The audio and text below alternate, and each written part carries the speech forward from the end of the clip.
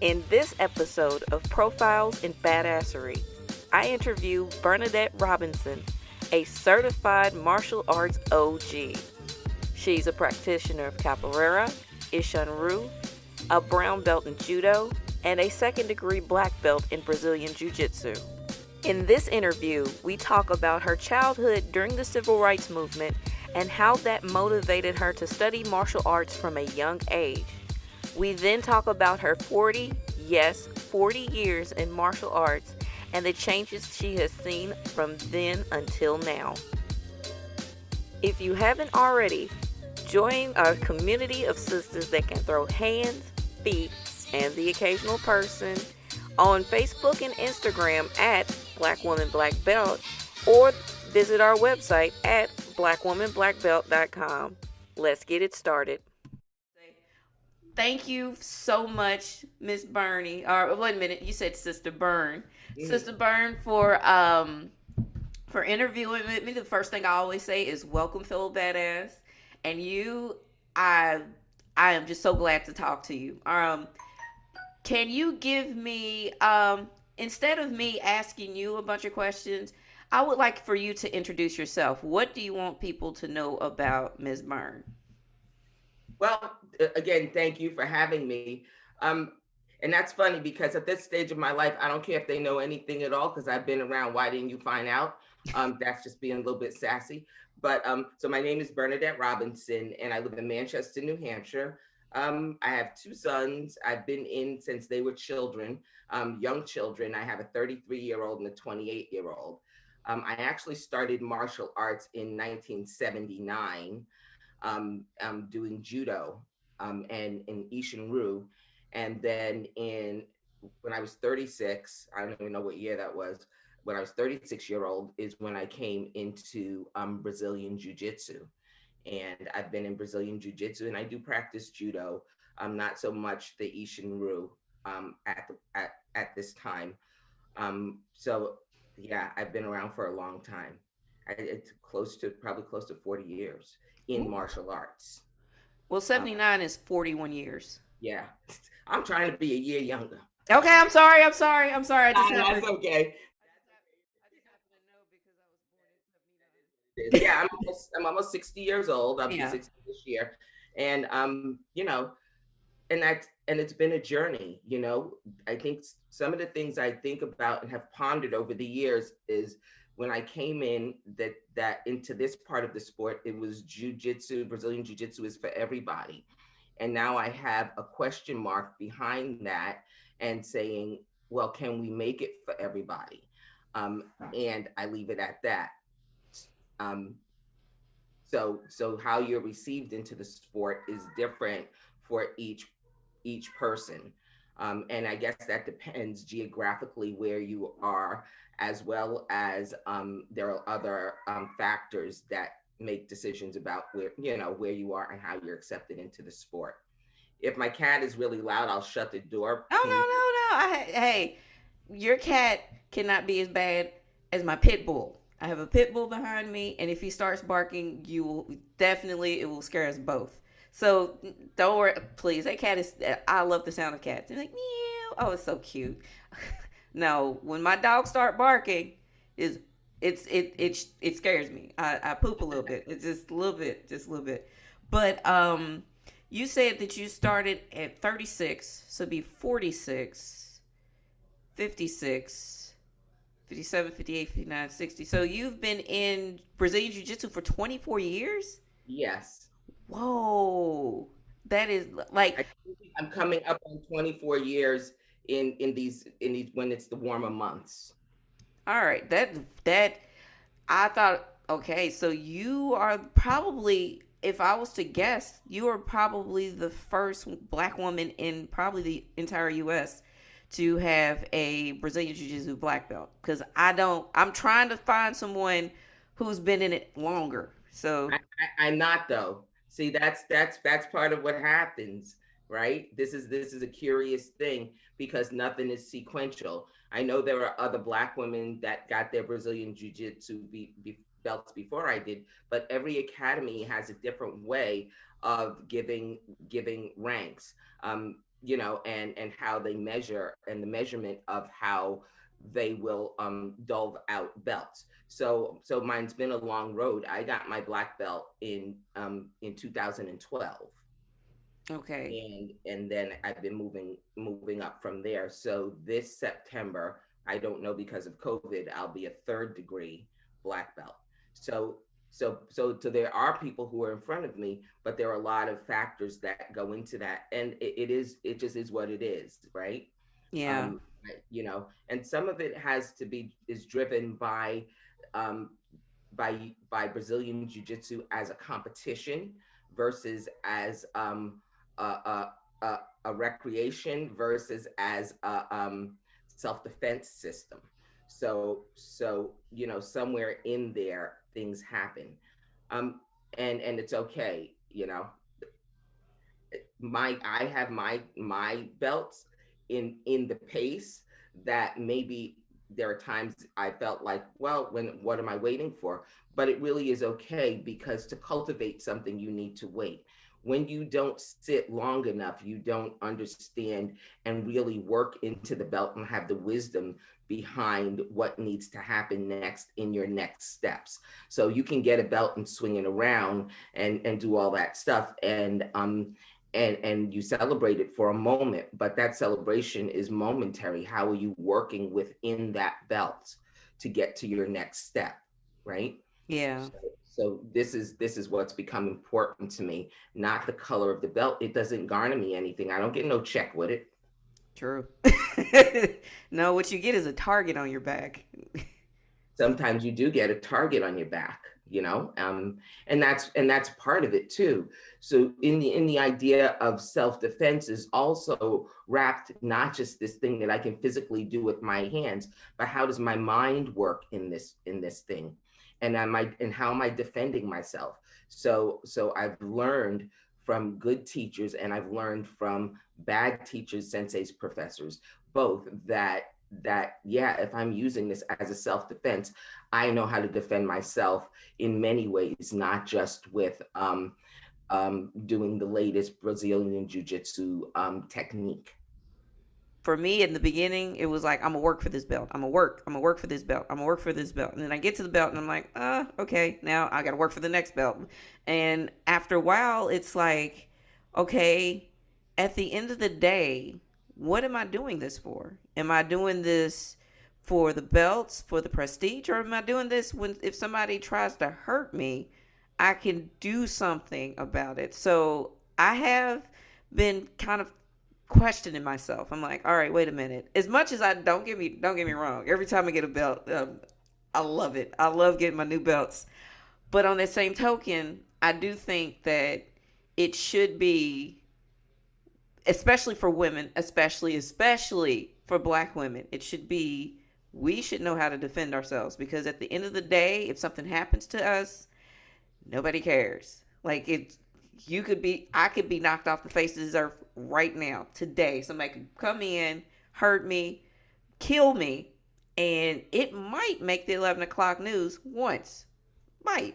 Right. So that's where I kind of have to agree with you on that one. I have to agree with you that, yeah, the belts, I mean, they matter, but the knowledge behind it is what matters more. So, kind of like when I was talking to Rhonda Andrews, she's just like, just find the fun in it.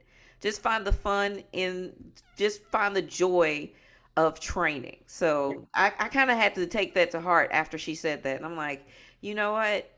That's what I think I'm going to do. I'm going to have fun with this. And So, I think that's very good advice, because in the end, you don't get to say when you get your belt anyway. true. That's left to someone else. They're like, It doesn't okay, well, I happen can see you're progressing. Here you go. right. and So, and sometimes you're progressing and you don't see it. yeah, So you might as well find something within it, as far as I'm concerned, that brings joy to you, and that brings health to you, and whichever way you choose. I'm not against competition. I competed for many years, and so so understand. I think having an understanding of where you want to go, and in my time in the sport, I've learned to drop trying to be accepted by anybody else. And I don't care what the name is. It can be from the top of the chain to the bottom of the chain. I'm doing this for me, and I'm doing it for people who want to train with me, and under me, who I serve, because I serve them as their professor, right? So Yeah. who I serve, who want to learn this or have something. What I've learned about this sport is that, when people come in, or my observation is that when people come in, it's for a reason. And there's always been this thing in the back of my head that says people come to this sport sometimes because there's a little piece of brokenness in them, and they're looking for something. And how do you help them to find that something? And and maybe that's with all sports, the connection that you make. But there's a little bit of something in almost every student that I've talked to, that there's a little bit of this thing that okay, you're here, and then the why are you here, and that why with students who persevere starts to come out, and that's where you get to see the growth.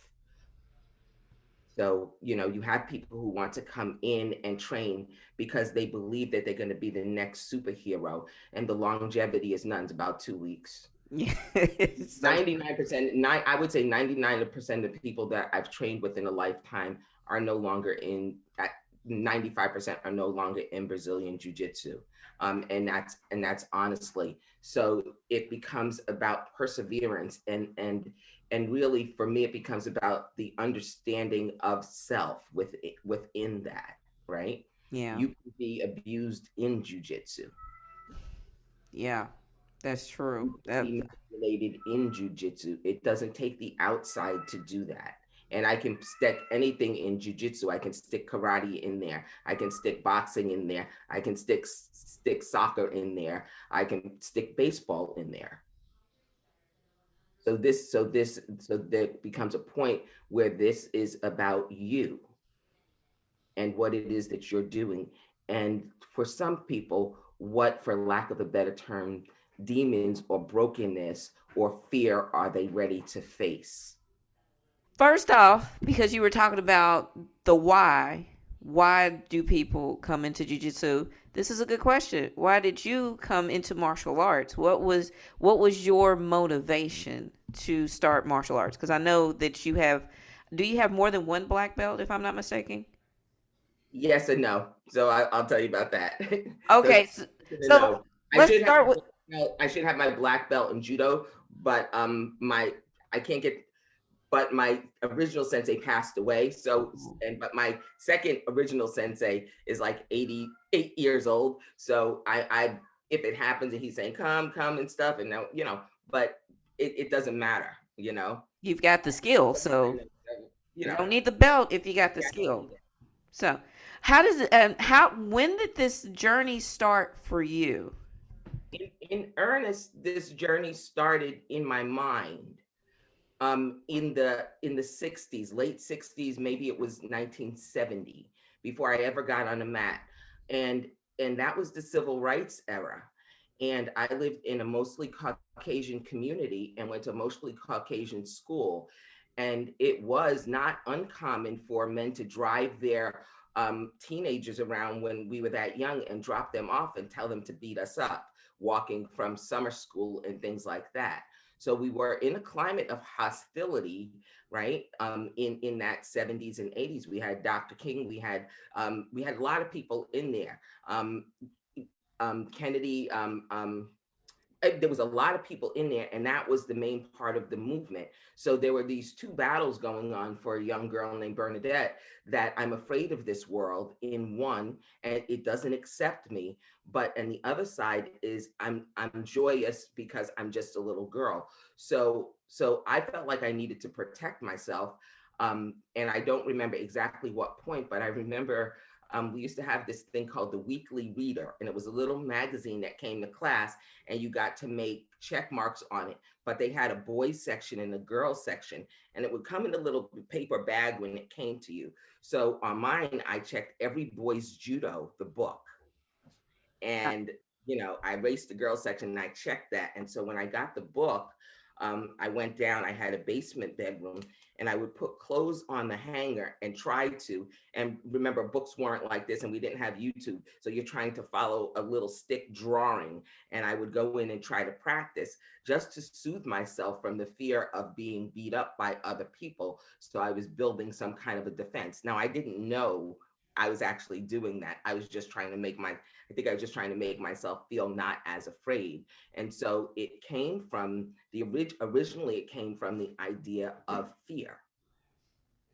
The second go round in 79, when I was 18, 18 or 19, I don't remember which one at which exactly what point, I worked at a camp in Monticello, New York called Kutcher Sports Academy. And a great man and his wife, Ken and Ruth Friedman, worked there. And Ken was the judo um, professor, sensei there at the time. And in that day, I was teaching track and field because I was a runner first. And that was in the day of everything went really short on the track and field outfits. Yeah. And he noticed something that I did notice, but wasn't going to say that I was very shy and stuff. But there was a lot of attention paid to those short shorts. So he put me in that gi and said, "You're going to stay in that gi, and now you're over here in this program with me." Oh, so he kind of was looking out for you. Yeah, so I think it was many lessons rolled up into one. So it's like I'm looking out for you too, but you know that you're going in the wrong direction if you walk off with any of these people, because that all of that "I like you" stuff ain't got nothing to do but about what your booty look like. That's Sorry, not. sorry, YouTube, but that's what it was. I mean, trust me, I've seen way worse on YouTube. So YouTube will get over it. So now, So now, that's to narrow it down to simplify it. well, that's. I mean, he sounds like he was really looking out for him. What was his name? One more time. Ken Freeman. So, Sensei Freeman got you into the program. What kept you there? Because technically, you could have just went back and went with the short shorts and been all right. But what kept you in judo? You don't know Ken Freeman. There was no going back. Oh, okay. It's like he was. He's like, nah, you staying here. So, all right. Yeah, so it was myself and then a kid from England named Peter Gardner, and he is still one of the top judo professionals in Edinburgh, Scotland, and a kid named Paul. And then we had the kids program, and I just fell in love with it. I actually felt more comfortable there. In that my body was meant for that. My body was meant for the ways of martial arts. I don't know how to explain it. I think everyone has a way that they move through life. And some people say, got basketball, Jones can't. That's old. I'm talking about, I'm an old lady. Got basketball, and they can't do without. They have to have a ball in their hands. Well, the idea of doing the techniques and being in that felt like it was complementary to my soul. Yeah. I mean, because I've done judo, and the fact that you were made for judo of all of the sports, because judo, it means the easy way in Japanese. You get thrown a few times. It's not that easy, but I Yeah. mean, you've obviously found that niche. So you started judo in '79, correct? Mhm. You still practice judo, or is it? Well, I mean, you kind of have to because it melds very well with Yeah, jujitsu. yeah, I do. And when I first came into jujitsu, some of the comments I would hear is that that judo stuff is never going to work.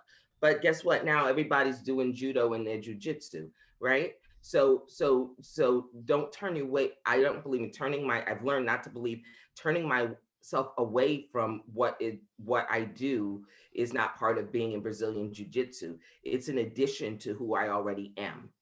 It Yeah, doesn't own me, you know. I'm not one for the BJJ lifestyle, and I understand people say the lifestyle. No, this is my life. yeah, because it's just it becomes a part of you of A who part of you me, are. It's right? yeah. How did you So transition from judo to jujitsu? yeah. So what happened? Remember, I didn't start. I was a teenager when I started judo. I was 36 and had two children when I started jujitsu. Right? So Yeah, there long time period in there. Sensei Freeman had been long dead since 1992. He had originally sent me, I was with him in the summers and with my living sensei, who is Noriyashi Kudo in Springfield, Mass. So I was with Sensei Kudo when I was in Springfield, Mass. And then as I moved around, I went to Ken Freeman here. Cal Potter here in New Hampshire. So they I went where they sent me to. I didn't go shopping for a school, and I'm still with Sensei Kudo. Matter of fact, Cal Potter passed away before Sensei Kudo is still living, and I see him every now and then. But I talk to him in the family on through this means here because he's older. So so I never left. There is no leaving for me. And even when my body wasn't on the mat, it doesn't mean that I wasn't in the way, right? The gentle way, right? Yeah. So we're working that gentle way we're working that through our life, not through just the moves that we do on a mat in a particular day. That's the way that I see it. And so what happened is I had a hip replacement in oh 03 after my first Pan Am's. I had a full hip replacement, and that's when I went to more just doing Brazilian Jiu Jitsu because I could be on the ground more, and I didn't want to take chances. But I was able to build back up to go back to doing the stand up with less than a year, almost too fast. So so it was a natural progression, and then the availability of Brazilian Jiu Jitsu versus Judo made it more available at that time to stay involved. And there were other people who were starting to be in Brazilian Jiu Jitsu also. So, you know what I mean? So I could find it in my neighborhood versus traveling an hour and a half, where I was traveling out to Watertown, Mass from New Hampshire to practice with Roberto Maya at Boston Brazilian Jiu Jitsu in at that time it was in Watertown, Mass. Yeah, So it did start kind of blowing up after like the late 90s, early 2000s. yeah, Yeah. and So that's when I came on board. I think I started in '97 ish. Yeah, with jujitsu? yeah. Wow. Oh, wow. That's and here's the thing, because at that time there were no women, like no women in Brazilian Jiu Jitsu in '97. Like there's very few now. It's like it's a unicorn to find one woman on the mat in Jiu Jitsu, and it's 2021. 1997, how was that? Just tell me your story here, because this is interesting. At any training center, a lot of times I would be the only woman, and and kind of so be it. When I would go out to Massachusetts, there were more women, and it actually had a bigger following in Massachusetts than people realize. And so we'd have 3 women or 2 women in a gym, about 50 people at a time. But so there weren't, and it's just that, and a lot of nights either Stacy would be there by herself, I'd be there by myself, depending on what we were doing. We'd have a woman join. She quit in a few days. It was just the nature. It's just what it was. And if we wanted to do it, we wanted to do it. You know. Did you? Well, here's the question, because you said Stacy and some other people. Are they still in Brazilian Jiu Jitsu? Or I are don't. I don't know. I don't know. I remember Stacy because we stayed friends for a long time, and then life goes on. what changes have you seen, good and or bad, throughout your journey? Well, that would take me a lifetime to explain to think about, but I think some of the changes going from a female perspective is that I've seen more women on the mat and more women really training jujitsu. And this is women, so there's a difference here because a lot of women that trained were family members of great jujitsu player X, sister of great jujitsu player X, wife of great jujitsu player F. And now you don't have to be that. You don't have to be hooked up to Yeah. be. And it was a little bit of a I don't know how to say it, kind of thing when and I'll own this, when the feeling is that the other person on the mat with me is already having a special privilege because they're the relative of someone else. Yeah, And really, they were not, all the time, they were not Black. yeah. It's called nepotism. That yeah, Right. nepotism. And I ain't mad at you, because if that's what your family want to do and that's the way you want to make your money, don't let me stand in your way. But I had feelings about it for myself because I was an individual in the sport. My husband wasn't in the sport. My ex-husband wasn't in sport, and my kids dibbled and dabbled.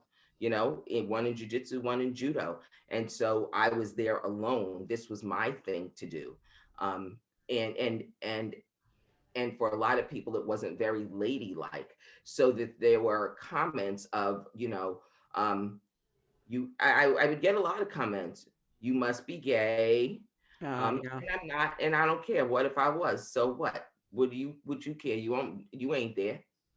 It's a that If you I don't, feel like that um like and then and yeah, then there's, you must be there to find a man, because that's what all the man is. You must like they sweaty bodies rolling all over you. You know, um, that's not yeah, anybody would want to do that. So there were slide comments. You had to look out for people. And back in those days, it was the days where the men would come in and the girlfriends would sit on the side and watch them train. So to watch a woman on there, remember that what I'm aware of, and I talked to even the youngest kids about this. I talked to their parents about it. Is some people will sexualize you being in a closed guard, yeah, yeah. That yeah, right? So we have to talk about that, where to you and I, it makes no difference. If there's a closed guard, we trying to get out. We ain't trying to stay there. yeah. And they sexualize our clothes guard. I'm like, if you're in my Right. clothes guard, you don't want to be there. It's the last place you want to be because I'm probably gonna choke you from there. I'm going to kill you. Something's gonna happen. You don't want to be there. And if anybody who doesn't do jujitsu doesn't understand, That's right. That's that is right. the very last place you want to be. Right. But remember what was happening that around those times too. There was a more prevalence of the UFC. And remember, UFC had my friends, the Gracies, and those people in it. But a lot of things were no gi. It was called valetudo. So they were wearing no shirts, just wearing mini shorts. And they would type like the little Speedo kind of things and in there. And to sell things, sometimes you sexualize it. And I think the men got sexualized too. I don't think that they would take it that way, but it was, right. Yeah. And so men would say, why do you want to be up there on another man's stuff? So there was all of this baggage because people didn't understand the art. But the art was also trying to become a business and an empire.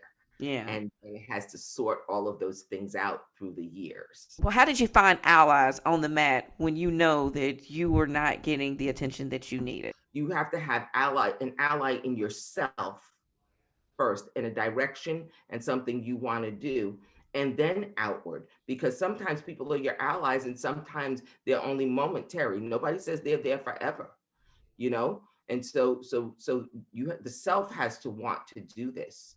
The self has to want to understand this thing about the self too. Like, why does the self want to have people twisting them up, tying them up, and seeing that they can get to the other side and be conquerors over this thing.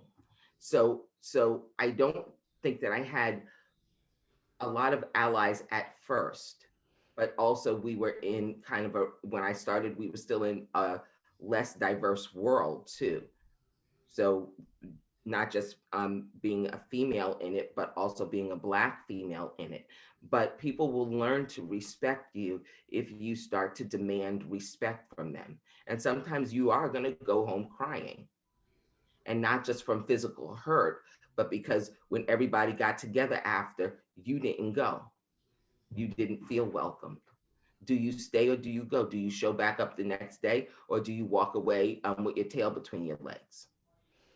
And there was a point that I said, no, I'm gonna keep coming back, and I'll roll with anybody. And call me old, I'll roll with you right now. Yeah, I mean, because You may sometimes you be, don't you have that may be choice. strong, but you ain't gonna tap me out in 1, 2, 3, or 5 minutes. You're gonna know you've been in a fight. So Now I'm going to ask one more question, and this is always the question I usually ask to everyone that I interview. I have said everything that I could think to ask, think to say. I'm mad that I didn't press the record button beforehand because I feel like the conversation we had before was like it was excellent. Don't But get. We'll get back. We'll get it. We'll have. We'll have a. and we could always do another interview. It's Yeah. like Yeah. this just could be just part one. But if you on ending this interview could give any woman like if you what is the one thing that I didn't say, one question I didn't ask, one thing that you want to say to women and black women in particular when you're doing this sport? Like, what is the main piece of advice you want to advise them on? So understand when you need to fight and when you don't need to fight. Understand what's a danger, what's not a danger. Understand that because you know this, you don't have to be combative, but you know that you can be combative if you need to, right? So you just don't throw all your cards on the table. Save a little something something for you because you'll need it. Yeah, And especially and I don't know, I'm not saying especially, but the current climate is on my mind. And so understand that a martial art is more than just doing it for sport. It's wonderful to get a, a ribbon or a medal or something, but what can you find about defending yourself in it? What can you watch for Black women and learn about the mindset of other people? When you win an exchange with someone, or you have the better exchange, I would say win in practice, but if you have a better exchange, don't stop and get up and walk away. Watch what the person does, see what the behavior is, right? yeah, And that'll give you some indicators. People give you an indication of you start the conquering before you ever start the match. yeah. Kind of gotta get up. Yeah, yeah. And I think like I'm trying to cut it off because we have been talking no lie for an hour, and it was and I have enjoyed every second of it. Sister Byrne, I got you right. I got you right this time, Sister Byrne. Thank you so much for talking with me. Hopefully we'll get to talk again because you have a lot. Like you just like brimming over with knowledge. Thank you so much, and like I cannot express my gratitude for you coming on and speaking to me. So thank you so much. Hey, Um thank you for having me. And ladies, if you listen, there may be a young person out there that doesn't want to try. Maybe take the hand and bring them in. And I know that sometimes jujitsu is expensive, but sometimes if you've been to a place, you can do a little bit of negotiating for them to get them a couple of classes in. See what we can do. Because the kids in the communities, and this is any kids, not just Black kids, but I'm thinking about younger girls to bring them in, and if your place is positive, because we don't yeah. want to bring someone into a toxic environment. But there's a lot that can be taught, and even if they don't stay with this, it may give them the courage to go on and do something else.